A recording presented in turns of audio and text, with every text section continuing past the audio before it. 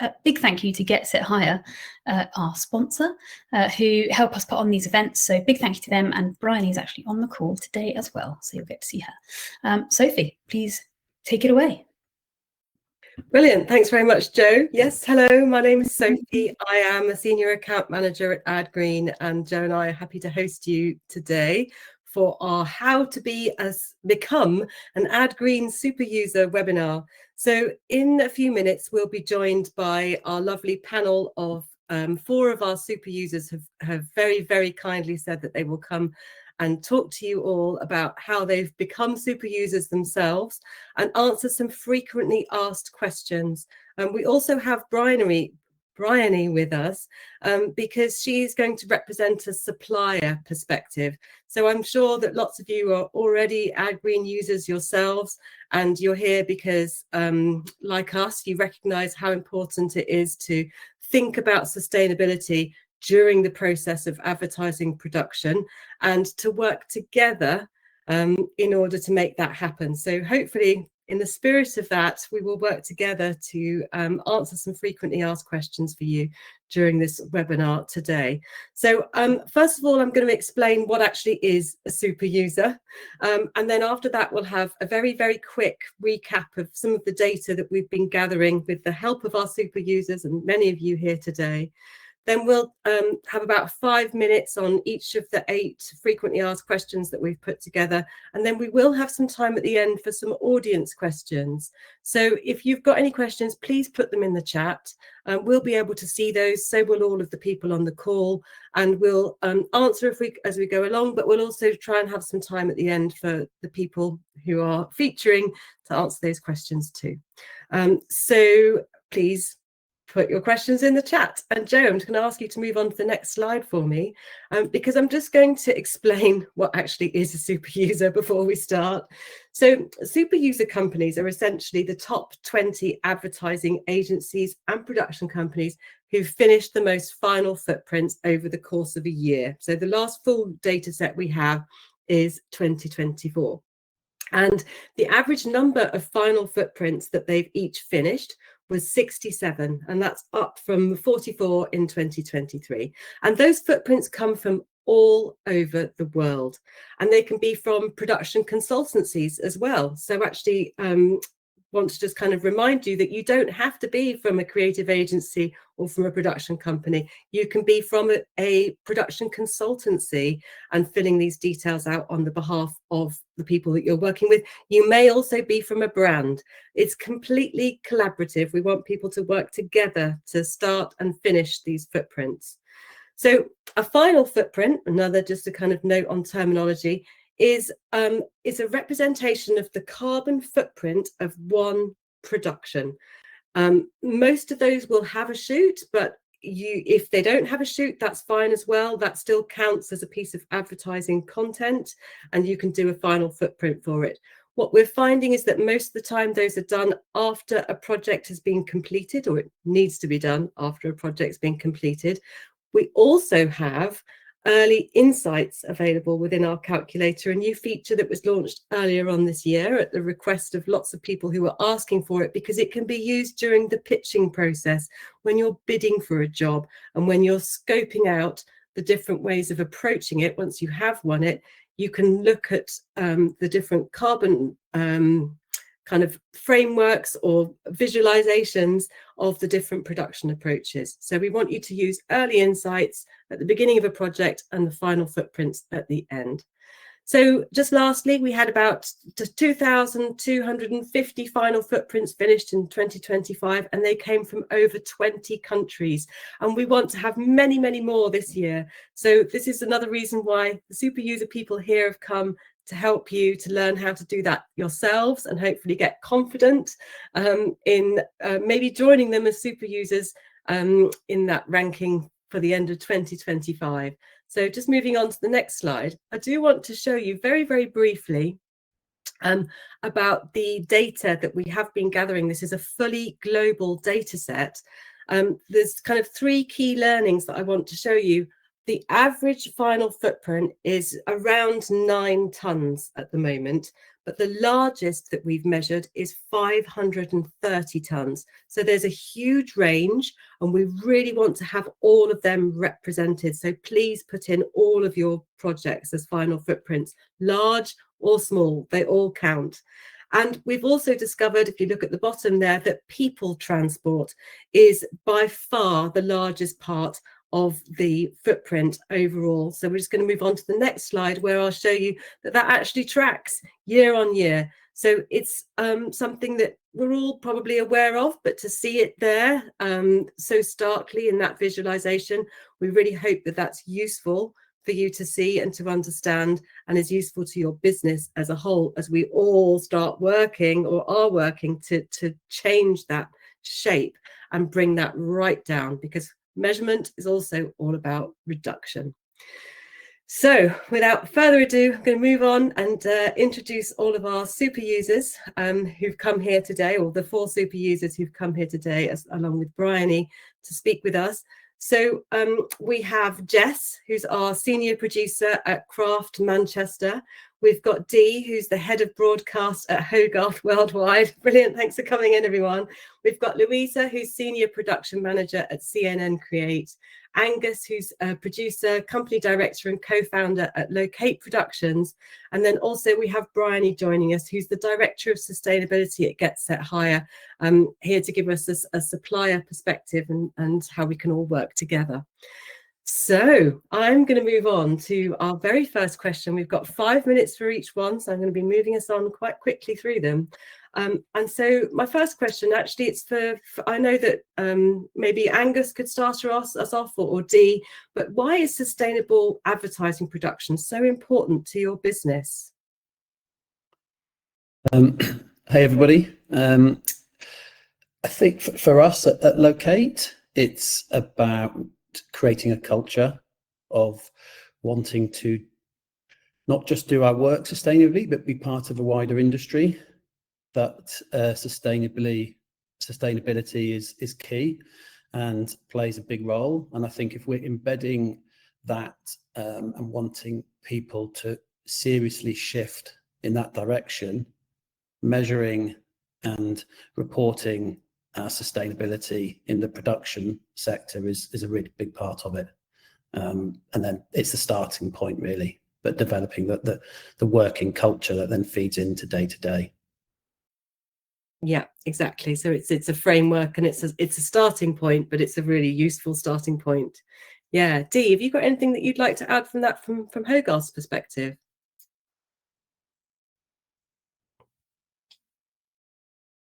Dee, I think you're on mute. Sorry.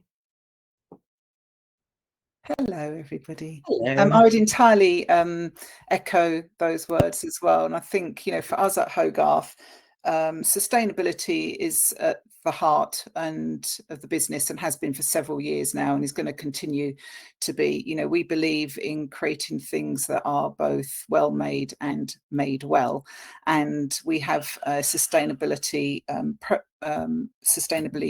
made program that allows us to act, sort of assess the environmental impacts of our productions, allows us to create and develop strategies for our clients and our partners to all work towards our net zero goals ultimately. We want to be part of responsible productions. It's important to the world and the environment. We have a whole section on our website that's dedicated to sustainability. When we're meeting with new business clients, we ensure it's a big factor in our presentations with them. And alongside that, the relationship that we have with AdGreen, because that actually is proof of a large part of what we're doing, aside from our sort of office spaces and how we all behave on a day-to-day basis. When we're meeting with potential new talent and employees, we inform them of the importance of our sustainability point of view. We want them to come to the company and be involved and be part of that journey, with us, and completing AdGreen data when we're talking to production companies is key. If we want to be working with like-minded people in the industry and companies, and help us be informed about how we're approaching all of our productions. So I think, you know, sustainability, or not, I think it is, and I know sustainability is very high on Hogarth's business agenda. And that's really great for me to hear. Thank you very much. But yes, very much about hitting those targets and having it really kind of infused right the way through your business, and working together. But I also hear that you're using it for new business as well, and that the people that you're working with really value that at that really early stages. So it's part of perhaps the decision making for clients and companies when they decide to work with you. Yeah, totally. Yeah, we want them to be engaged with the sustainability, you know, net zero desire as well. Okay, brilliant. Can I just ask, Bryony, because I know that you are head of sustainability at your own companies. It's something that you're thinking about through your business. Yeah, definitely. I mean, I think I totally echo what Angus was saying earlier about how embedding it internally is really important, and that's something that I think we've seen in our business, is that it's like a strong keystone habit for us, and everybody within our business sees it as a really important part of who we are as a brand, and so it sort of helps with the teamwork mentality and all that, those sorts of things. But sort of bigger than that, personally, I believe in a livable future for all. So I think it's really important for me as a business owner to push sustainability forward. You know, we are in an advertising world, but I think it's important to do as much as we possibly can. And I believe in business for good, business as a force for good. All of those things I think are really relevant here. And I also, I mean, I love this stat. I think I've said it before, but there was a Guardian report that highlighted that 89% of the world population would like their government to take more action on climate crisis. And I think if like the world is saying that, then obviously that should translate into your business. And if it's 89% of the world population, then it's probably 89% of your business customers as well. And so I think there's lots of reasons why sustainable advertising is really important. Yeah, absolutely. So those things can run side by side, thinking about the livable planet for the future for all of us, while also keeping the economy running and sustainable business, because the two things need to run together. Yes, okay, so thank you. I'm actually going to move on and ask the second question, because I'm going to rattle through these. So just thinking about the carbon calculator itself and what we offer at AdGreen as resources for you within your business, working day to day. We've done a lot of work on the calculator to make it as simple as possible and really accessible for everybody to use. And I wondered if any of you would like to talk about your response to that and essentially your favorite features. If there's, when you're using it and your team are using it, what it is that you enjoy and find useful about using the calculator. So I'm going to ask that to Dee. Yeah, hi. So we've been using AdGreen for quite a while now, and you've recently introduced the early insights section, and we've really found that very, very helpful.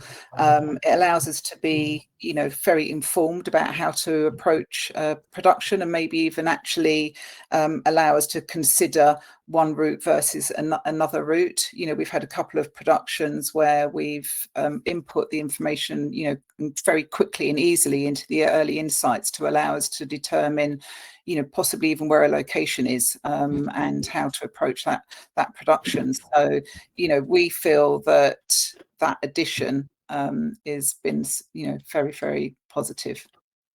Thank you. I'm really pleased to hear that, because we prioritise the requests that come through, and there was a large part of the community really calling out for that, wanting to use it as part of the decision-making process. So I'm really pleased that that's worked for you. And it's quick. Yes, it's quick. Thank you. Good. I'm glad to hear it. Yes, because there's a lot of benchmarks in there that allows it to be done much faster than a final footprint, which takes a little bit longer, but definitely gives a more thorough set of data for you to use ongoing. Thank you, Dee. Angus? Yeah, we actually started trialing the Albert one many years ago, and then we were part of the AdGreen Carbon Calculator working group for the first new version. And so I've seen it evolve into this. And I think the benchmarking facility is really helpful. I know our team here really benefit from especially studios and locations and trying to work out energy use and not having to get meter readings and specific figures. And actually that benchmarking does help. And I think it's important to realize that, you know, this is really about getting, you know, 80-90% of the data in pretty accurately, not all 100%. Don't get too bogged down in that detail. The analytics tool, one of our producers, Al, really likes that. It's a pie chart view and really helps. It gives a nice little snapshot of where you're landing on that calculator. I personally think that the early insights and the tool gives you a really, really good, quick ability to check as you're building a bid or you're structuring a production. And I think one of the biggest challenges we face isn't actually inputting data. It's about communicating changes to our clients, our crew, our suppliers. It's a really difficult conversation to ask a client to take a train when they always fly. And that relationship is super sensitive to your business. It's a nuanced conversation. Going into the calculator and you can just plug in the savings very quickly, you suddenly have a figure you can share by email, and you divert the responsibility from you personally to a data finding, and it takes the responsibility away. And that's a really, really important thing to try and to use and make use of. It makes our lives as producers a lot easier, having very difficult conversations sometimes. So it definitely helps a lot with that.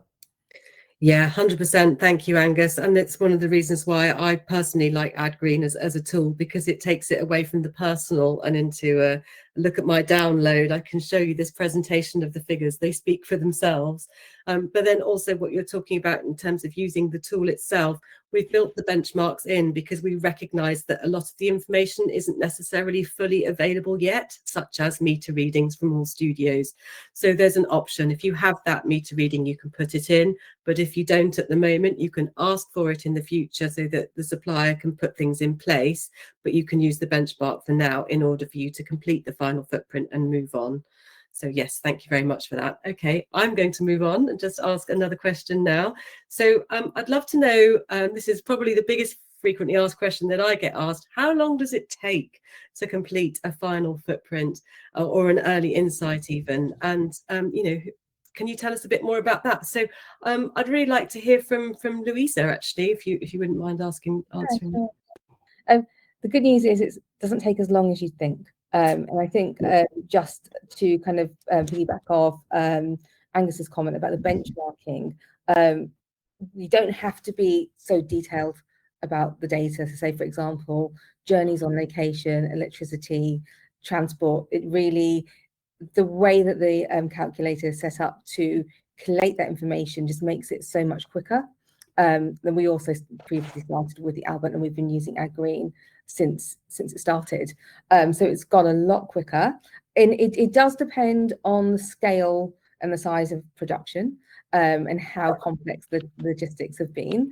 But usually I'd allow for each of our productions up to 4 hours for the production coordinator to do this as part of the post paperwork. But even when I've used it myself, I can really sort of get through it quite quickly within the space of an hour. And it sort of comes down to how much information I've gathered along the sort of pre-production and production period. So the only time to sort of going back and forth is if I have little questions that I haven't been answered. But if you come to it with all the information, it's less than an afternoon's work to complete. Brilliant. And so I think that the information comes from practice. So the more you ask those questions of people, the more it just becomes usual for you to have that information to hand, and then you can do it quite quickly. So it's practice in being prepared, and then also practice in doing it yourself. Jess, can I ask you, because I know you completed a lot of footprints last year, or your team did, how long do you think you need to allow for that process to take place? Hello, just because I've not spoken yet, happy to be here. So just to follow up from what Louisa said there, so we echo everything that Louisa said in regards to, it is hard to quantify an exact amount of time, but to attempt to quantify, one thing that we found personally is for something lo-fi or for a simple radio script that we are putting into the data, into the calculator, that could take as little as 10 minutes. And what I think part of the question was, are there any top tips and hacks? And I think to lead on to how long it can take, I find personally that it ends up being quite bite-sized, my time. So for example, one of my tips would be, upon approval of your budget as the producer, or if you have support on the AdGreen side of the business, if you can ask somebody to input the data for you going from the budget itself, it means that you're adding the data to the calculator early doors. So first step is get your project into the calculator, and then that's step one, you've started it. Step two is to then add all of the pre-production, the shoot, and then the post-production that is estimated from your budget. And then what I found personally is that you can then work closely with that data as you are going through a production. So whether that is unforeseen travel that may arise, or other, pre-production, other areas of pre-production, you can just make it, it's like a live final footprint, as opposed to going through all of the project and then getting to the end of the project and it being like, oh, when we need to do that as well. So it means that, like, for me personally, I sit with the PM if I'm on a production as agency and production producer, and I'll work really closely with them. So I will delegate as much as I physically can, and then I will oversee it in the end. And I think that any of the super users that are on here now know it isn't an exact science, and the data itself isn't 100% accurate. It's never going to be 100% accurate. But the best way for you to log the data, I think personally, is by doing it regularly. And then to put a time scale on it, for me personally, I would say allowing, like Louisa said, up to like 4 hours. So in total, whether that's like 20 minutes here, 30 minutes there, 20 minutes there. For anything up to 1 million, I would like to say, but it depends, I guess, how used to the calculator somebody is. So yeah, that's what I would say. And then in addition, if I'm not taking up too much time, a top tip and trick that we found is having a couple of dedicated members of the team. So if you're lucky enough to have a team, if there is anyone that is really passionate about sustainability within the team, taking kind of like the reins. Very simple bite-size, actions. So a simple email out on a certain day to say, have you done your AdGreens for your projects? Have you had any new briefs this week? And then we personally have an Excel spreadsheet that we work and we reconcile in quarters. So in addition to the AdGreen calculator, we then have our Excel document, and that is a live document that I'll then go through. We aim for once a month, but it sometimes ends up being quarterly with my head of TV, and we go through that. And that's a way for us to manage the data. But it's bite-sized changes, I think, that end up having a big impact. But yeah. Gosh, that's amazing. There's some massive amount of top tips in there. Thank you very much, Jess. That's much appreciated. I'm going to move on and ask the next question. I'm actually going to ask this to Dee because it completely ties in with what you're saying. And the question is, who creates and fills in the early insights and the final footprints within your team? Yeah, so we have some people that we call our AdGreen ambassadors, and they're our maybe junior producers and production assistants, and they've been utilising AdGreen for quite some time now, and they've become our sort of key sort of professionals of how to use AdGreen, and they can assist people, but ultimately each producer and their production assistant are responsible for completing AdGreen for each and every project. And as you know, Jess just mentioned, we have a SharePoint document where we with a tracker on it, and you know, we when we do our reconciliations, part of that reconciliation process now is actually completion of AdGreen as well. We try to obviously do as much as we can as we go along, but that's sometimes not viable because things happen significantly on a shoot that's going to impact those AdGreen results. But ultimately, each of the producers and the PAs are responsible for their projects, and then our own internal super users, who are the fountain of all knowledge, are there to help any newcomers, educators, if people are stuck on a question, maybe following up with production companies, just to get that data. But one thing that we've learned is completing the AdGreen project is as important as even starting the first submission of the AdGreen project. And as I say, we just make sure that goes hand in hand with our reconciliation. And obviously our clients are often wanting to see that data as well. So it makes sense that the two things sit together. Fantastic. Thank you so much, Dee. Louisa, I'm going to ask you the same question, please. Well, I have a production coordinator that works as part of my team, but we're also a global sort of company. So we have a team in Asia as well. So I have another production coordinator and production management team in Hong Kong and Japan.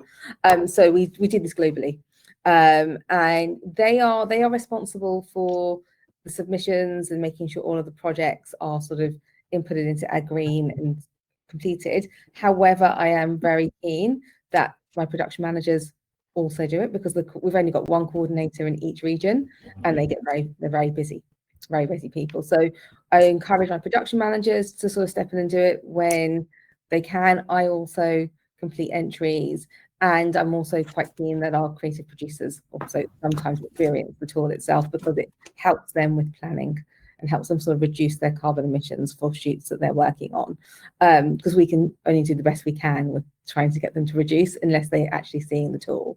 So we've all done the training, but mainly it's the production coordinators that complete the footprints. So it just helps us inform future shoots if the whole team are sort of working on the tool. And also we try and screen share with our post-production team when we're looking to get information for that section of the footprint as well. So it helps them to sort of understand exactly what we're asking and why. Brilliant. I'm hearing that it goes right the way through from start to finish for all of you, and that you've got lots of different team members, some who are really specialising, but others that are working to support each other through the process. And it's very process driven as well.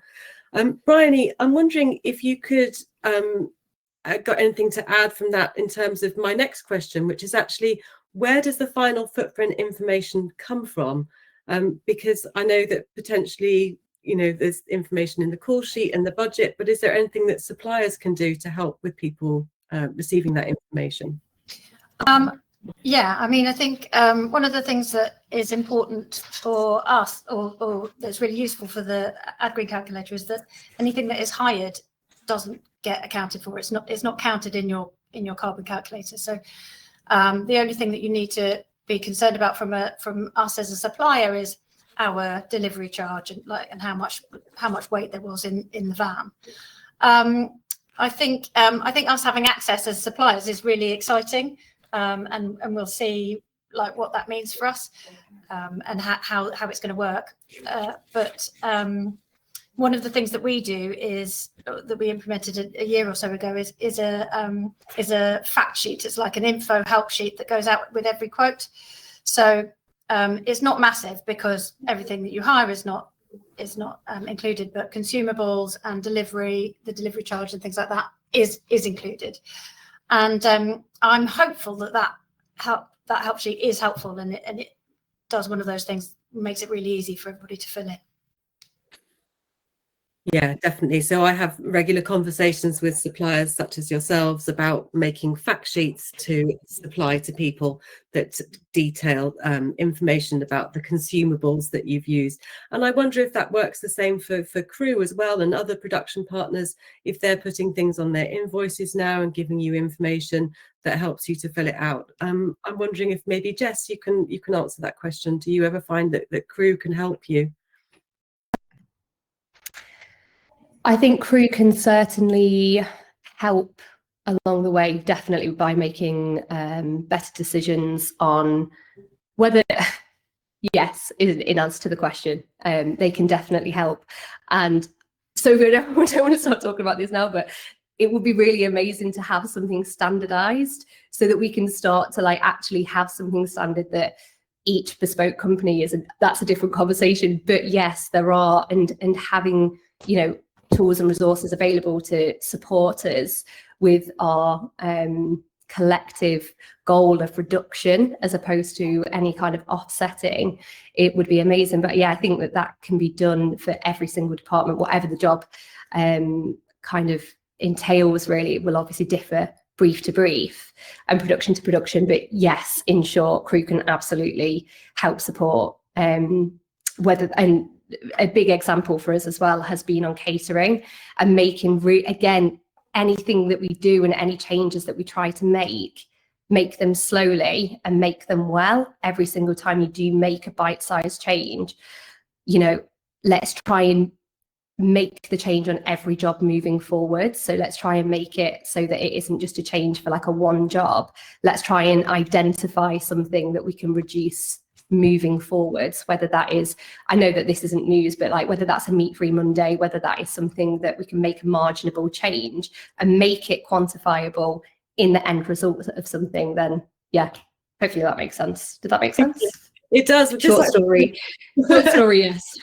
But it's real use, you know, it's what's happening to you. What I'm hearing from that actually is about the standardization of budgets and invoices and call sheets, because everybody has their own format. So one of the things I'm hearing is that people are building it in to their own templates, so that whereas perhaps you might have just everything running by money, now there's a consumption element as well. So yeah, it's the consumption part of it. Yeah.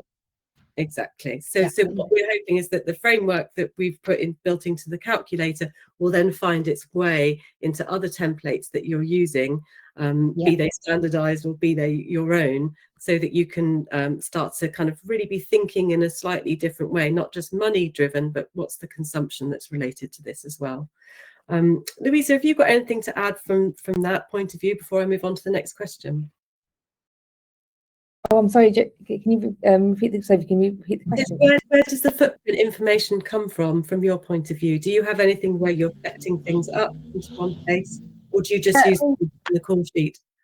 The call sheet is key. The call sheet is really key in where the information comes from, where quite often, I was just in my head thinking about all the shoots that we have on at the moment and how hectic it's been. We've got 3 teams shooting this week, and all of them were decided upon very last minute. We've been talking about them for months, sometimes even weeks. The schedules have changed every day, and quite often the flights are only booked a few days ahead of the shoot. So I've been thinking about how we can get that information on the tool. I've been talking a bit earlier, but quite often it has to come afterwards because we don't know until a few days before what we're actually, when we're flying, what's happening on the ground. So yes, the call sheet is really key to sort of identifying what schedule we stuck with, when we flew, and actually what took place on vacation.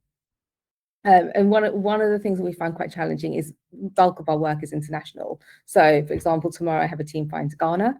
At the moment, I've also got a team in Turkey. So we send only like up to about 3 or 4 people on the shoot, and we work with local crews. So a lot of the time it's us building relationships with the fixers, and getting them sort of understanding the work that we're doing, because quite often there's sort of very little sort of information on sustainability in some of the countries we work with. So it's kind of getting that information.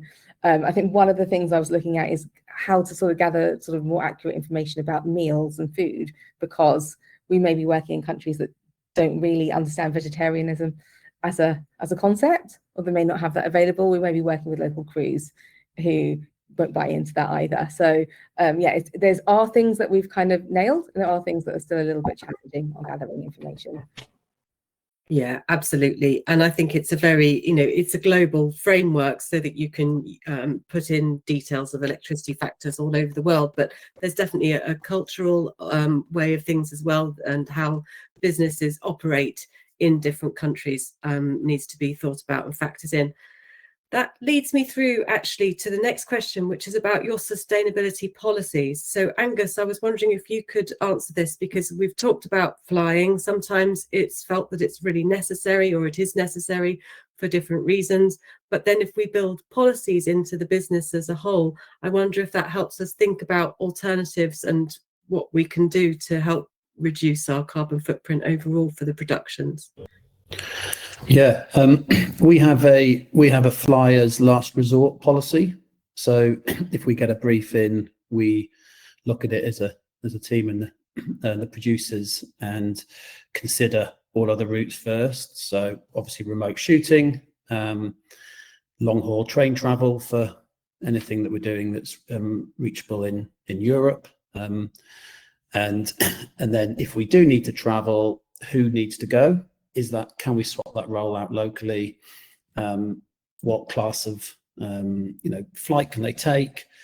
And then actually, when we have travelled, we look at is there additional value we can bolt onto it? So we had a producer had to go out to New Orleans for a shoot, but actually she bolted on a holiday and then went to a trade show. So had triple value, which meant that we'd probably save 2 flights further down the line. So yeah, that's one thing. Another is all veg and plant-based foods as a policy, especially when shooting in the UK for sure. And actually, a good tip there is ask your caterer before you book them what vegetarian, plant-based options they provide. And this comes back to the communication piece, that the power that we have in change is to do with the transactional process. So before you've booked a studio, ask them if they have renewable energy and who their supplier is. Before you book a caterer, ask them, can they do vegetarian, plant-based, and what options do they? Is it just one? Can they do 3? Before you engage a crew or a lighting company. So by the time, before you've booked, once you've confirmed people, you've confirmed people. So that's a really good policy we build in. The call sheet email, I think, is like super important. So when the call sheet goes out, all crew, agency, client are going to read that. And it's the one time you can get any really good info into it. And we try and explain our thinking. So we explain it's going to be a vegetarian or plant-based meal, but come and speak to production if you have an issue with that and you've got any dietary issues and so on. And we rather than it just being about bring a plastic water bottle because sustainability is really important, we try and explain actually what are the wider changes. Lift sharing, we have to switch to a lift sharing culture in the film industry. It's like the addiction to single car use has to change. That's a communication cultural piece we need to work on. So we put that into the call sheet email as well. So, and then we're 1% for the planet, so 1% of budgets. We put it as an optional, but we are members of 1% for the planet, and that goes to rewilding and tree planting events and charities down here in Sussex, and part of a rewilding charity in Romania and Bulgaria. And we're part of, we've got our B Corp certification, so it sort of all plays into that. Exactly, and that's what it does do, is it really plays into all the different elements of your business, and it's very much part of your culture.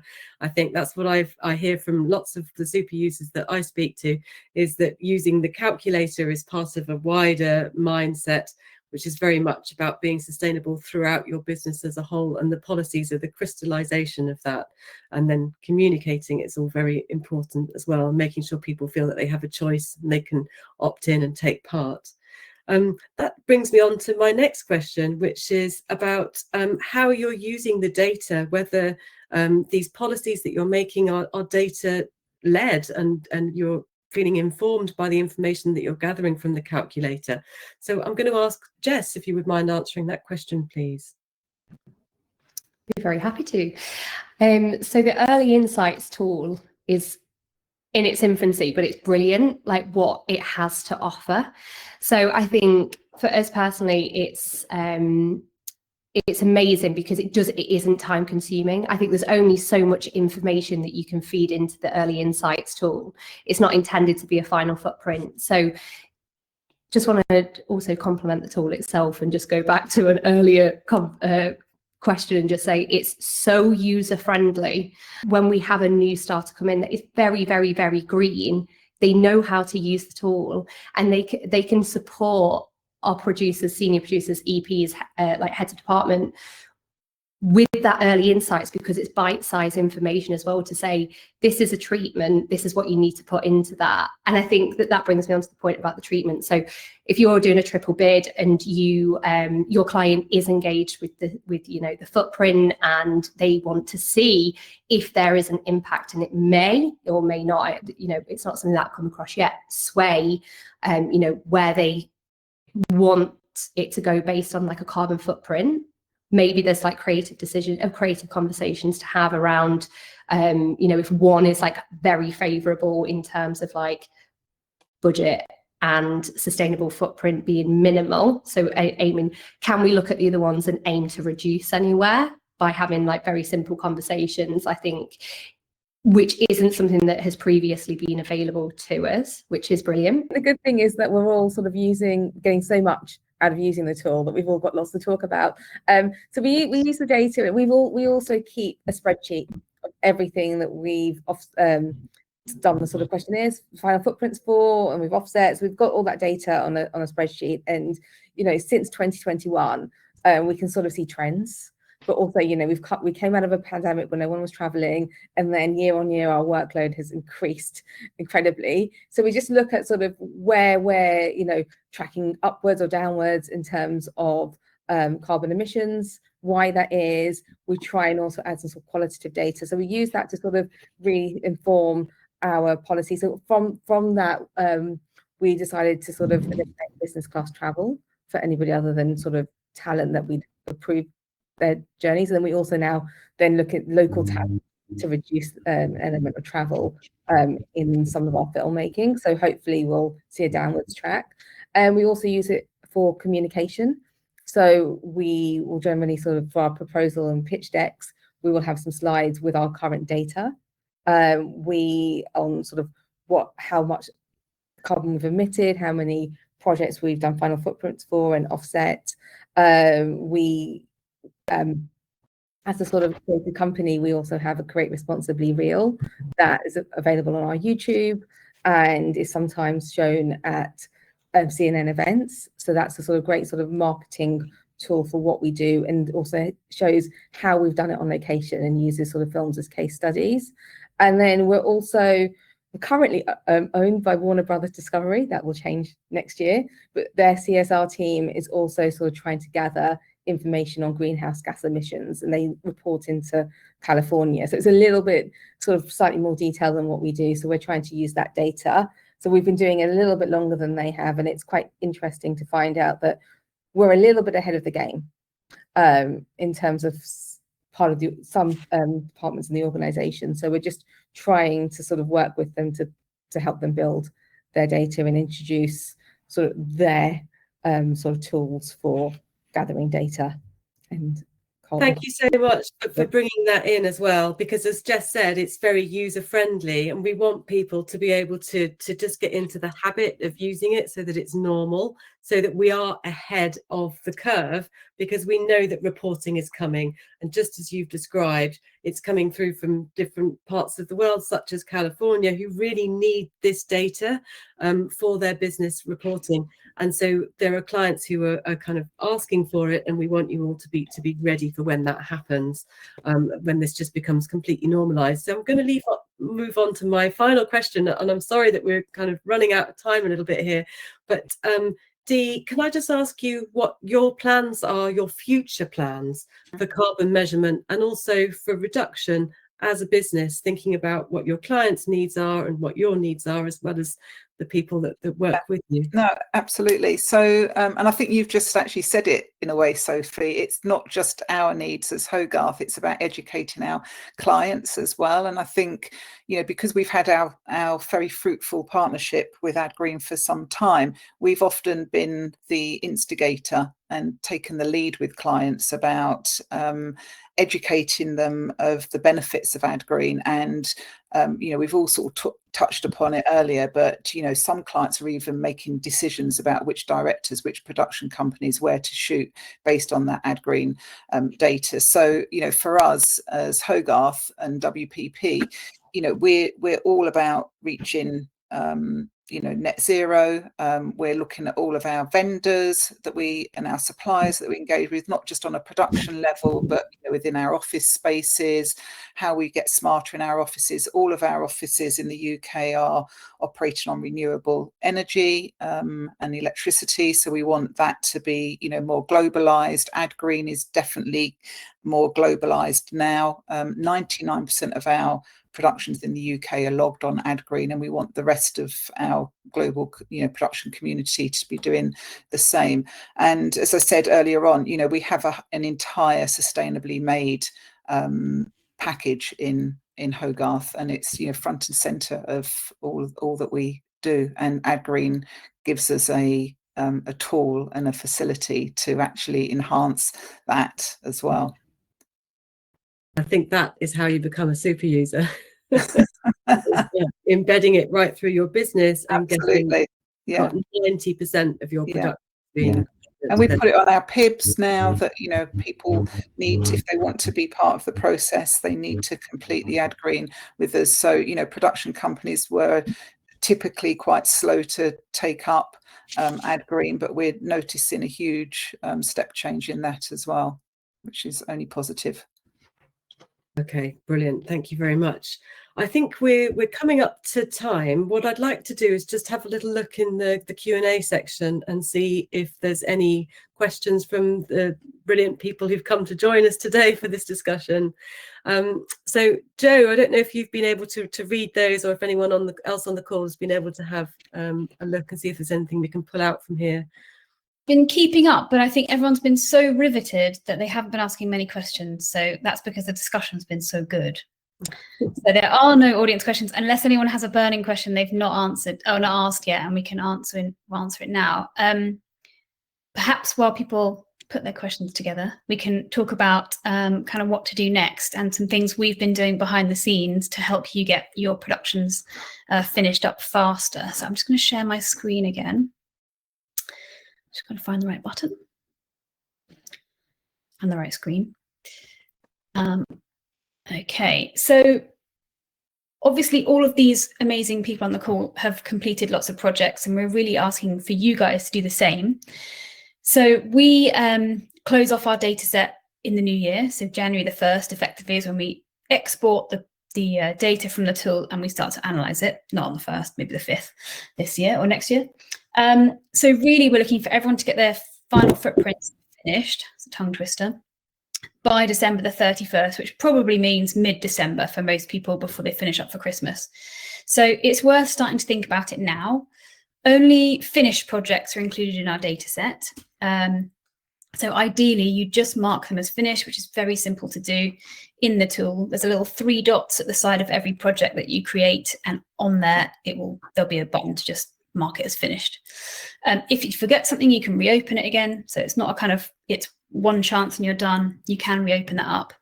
And if you've got projects you're thinking, oh, I should have put that in, have I still got time? Yes, you have time. Put in as many projects as you can, not only for your own data set, as some of the guys have talked about how useful that is, but also for ours. The more information we have in our data set, the more we can tell people in our next annual review. And obviously our top users could be crowned super users. And I just wanted to touch on some bits and pieces we've been doing behind the scenes as well. We, people who use the tool regularly, perhaps at least weekly, will have noticed that we have been making some new features. And when you log in, for the last few days, there's been a pop-up about this webinar, but the pop-up about the new developments will be reinstated as of tomorrow, and you'll be able to kind of get more information about what those are. We have got a blog with an ongoing kind of thing about all of our new developments, which you can find on our website under the news section.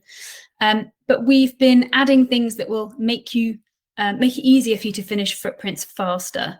So for example, lots of people wanted to be able to add companies to their footprint sort of at the point where they were creating it, so they didn't forget. So we've added that into the flow now. So you'll literally create a final footprint and then you'll be prompted to add any collaborators. And now if your companies you're working with aren't already using the calculator, previously there was no way to sort of add them via the tool, but now you can. It's another great way to kind of collaborate with more companies and share their work in gathering that data. You can also add your suppliers, add your post-production companies. So those sort of company types have been added as well. And then we're bringing in some of the benchmarks that we have in early insight because we know people have found them very useful. So the generator benchmark is already in there. And we're looking at hopefully adding the art department benchmark as well for the set bills. So that will help you put those bits in a bit quicker as well, because I know it's very difficult to get hold of your generator use in terms of fuel and also your materials use for your set bills. So that one will be in there very soon. We also have a duplicate projects feature coming soon and duplicate activities. So if you've got a production that was similar to one that you've done previously, you can essentially save as and then edit the items that sit within it to match what you've just done. Or you can do an individual activity. Maybe you've got, I'm trying to think from the top of my head. Maybe you've got a few different trucks, for example, and they're mostly coming from the same place, but perhaps there's two different sizes. You can duplicate an entry, adjust it, save it, easy peasy. We've also got some tags you might have noticed. So again, on that little 3-dot menu, you can tag your projects so you can sort of group them together, perhaps under a Christmas tag or a summer tag. And we've got some filters coming soon as well, so you can kind of search and group your projects a bit better. And a big one coming up for us is the measurement of AI use. So lots of people are interested to know what their AI use means in terms of carbon. So we're just finalizing the design on that at the moment, and it should be implemented in the next few weeks. We'll have a webinar all about that feature when it's ready. So that will allow you to measure the impact of your text generation, image generation, and video generation using AI. And for all of these things that we've brought in, we've got short videos on how they work. So please do look out for those. As I said, the pop-up in the tool will show you where those live on our website. But if you want to visit the website now and look at that, you are very welcome to. And perhaps I think with this particular webinar format, we can pop the link to that blog as a question in the Q&A so you guys can all see it. So we'll do that in a second. Sophie, have there been any other questions? No, just Amber saying that she's listening and taking notes, so that's really appreciated. I think I can see a kind of general thought here, which is it's about collecting the data. So one thing that I would say about that, and I hope that's kind of come through from the discussion, is that it doesn't have to be perfect. We're not at the end of this process yet. We're still in the development where we're learning how to do this. So we're setting up a lot of the processes, and we're working with our suppliers and with our production partners, and be they brands, agencies, production companies, or production consultancies that are working with us. And we're all learning and putting these processes in place. So we would say do the best with the information that you do have. You've got loads already on the call sheet and on the budget. Keep it simple, and the calculator's been created to be as simple as possible for you to use. So we have got a couple of minutes. I don't know if anybody here would like to add anything on to that, anything that you've missed out, or any kind of final thoughts from yourselves. You're very welcome from our panelists. I was just looking at one of the questions in the Q&A, and this is about the pre-production and post-production stages, and I kind of identified with the detail, and as she just said, like, it doesn't have to be completely 100% sort of to the T and accurate. So just to whoever, I think Marilla, who asked the question, I found this when I'm completing a footprint, and I think what I tend to do is look at the budget, look at the schedule, and then say, for example, if we have 3 weeks in pre-production, I'll divide that in half by the number of members of the team that I've budgeted for, and do half of that in the office and half of that working from home. And I think it's quite a simple calculation within the calculator. So I think that's how I've approached that, and for post-production as well, because we've got in-house edit suites and some of the editors work from home. So it's made that process really easy and unagonizing for me. And then one of the features that I really like in the new tool is that we can complete the footprints ourselves, and we're not waiting for questions to be asked or sort of feedback. That I think that previous process really elongated it, and it's made it so super quick and simple. So that's a really good feature of the tool. Thank you. And Joe's just been talking about all the new features that we've got coming out as well. So we're constantly listening to you all, and the people who are represented on our advisory board as well really take a keen interest in making those decisions with us, so they're collectively prioritized, and then we invest all of our resources in making sure that we give what the community needs most. So do give us feedback and tell us what you want. If you're on this call, we really want to hear what's most useful for you, so that we can feed that into our plans going forward. I would just quickly add, don't be scared of the tool. You know, get in there. I know everyone's busy, but don't be scared by it. You can't break it. At least I don't think you can. You know, get in there. When I very first started with it, I ended up down a little bit of an AdGreen, you know, sort of rabbit warren, because I was putting in data. I was using it as comparables to make decisions on, you know, productions. And I think, you know, it's quite fascinating when you start changing the data around, and like maybe how many assets you've created at the end of a production, how that impacts on your carbon footprint and things like that, you know, because whilst you might have a massive shoot that is you know, seems like the carbon footprint's super high, but once you add in like you've made 1,000 assets out of that, suddenly that completely shifts the storyline. And I think that's why it's important, even though we're all busy, that we're sort of really playing around with it and understanding its uses. So yeah, don't be scared. I'm with Dee. I just want to add as well, I'm with Dee. I think the biggest misconception is that it's this daunting thing, and it's really, really, really not. And I think, yeah, just progress over perfection. It doesn't matter if it's perfect. Don't sweat the details, because we're constantly talking to you and giving feedback, and you're running sessions, especially the AI stuff. So yeah, I'm with Dee and Louisa. Don't be scared of the tool. I think sort of mirror what both Dee and Jess have said. We ritualize it a little bit in our team, because everything we do is so hectic and things change all the time, that it's nice to have a little moment that you can sort of block out for quiet, get a cup of tea, get a biscuit, sit down and have some space. And it's just quite a nice process, just to sort of data entry as well. So sort of, you know, turn it into something like that you look forward to, something positive in your sort of like hectic work lives.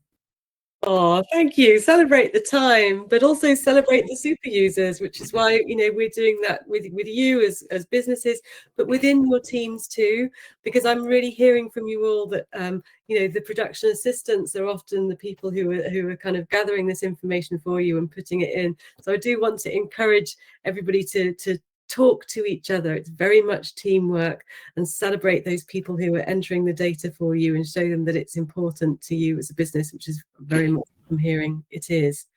So Angus, anything you want to add? We've got 2 minutes. You can have 30 seconds if you want to add anything, and Bryony, and then we'll finish up. Yeah, just to say, I think it just helps grow and develop a business. It helps, you know, find new staff and talent, and also retain. It's like helps that culture of positivity, and that you feel like you're, you know, making some differences. Thank you. That's what I'm hearing in the Q&A as well. It does feel like we're part of a community of people who really share these values, and then are able to use AdGreen to implement that in our business and working lives. Bryony, anything you'd like to add before we finish up? Just well done, you guys, for continuing to fight the fight and develop the tool. I think it's brilliant, and we're really lucky that we've got something in our industry to measure by. Well done, like great. Thank you. Well, it's very much a collective mission, all of us working together to that. So I'm going to finish up then and just say that I very much hope this webinar has shown you that the calculator is simple to use, that early insights and final footprints are quick to finish, that carbon calculator data is important for your business, but also to the industry as a whole. So please do complete your final footprints by the 31st of December to go into the 2025 data set, and be in with a chance to be a super user yourself next year. And do stay tuned, check out all of the new features that are coming out. There's pop-ups in the calculator itself, but there's loads of information on our website as well. And thank you very much to all of our incredible super users who've taken time out of their day to be here today and share all of their top tips and tricks with you. And yeah, stay in touch. We'll put this recording on our website at the end. So thank you for coming. Thank you, everybody. Thanks, everyone.